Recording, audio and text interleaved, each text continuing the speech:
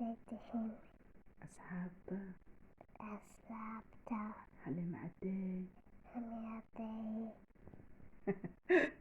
السلام عليكم ورحمة الله وبركاته. وعيد السلام أصحابتي فاميلكي dhammaan meel aad meesha aad joogtiin. maanta waxaan ila qaybsanaa cabada waxaan ila qaybsanaa kuus oo maasha allah oo kaala arag kuwaan yaryaraa laga dhigay ciyaalkaa loogu talagale.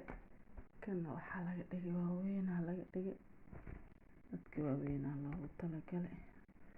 marka maasha allah xabad sawdaa loogu talagalaa kaala aragay kusoo baxdeen ku dhahay jilaa marka taasaan ila qaybsanaaye. waa idin salaame sida ii tihiin ay fiican tihiin maasha allah. bal waa idin soo xiisi doonaa insha allah soo socod wanaagsan oo xiisa leh. السلام عليكم. السلام عليكم.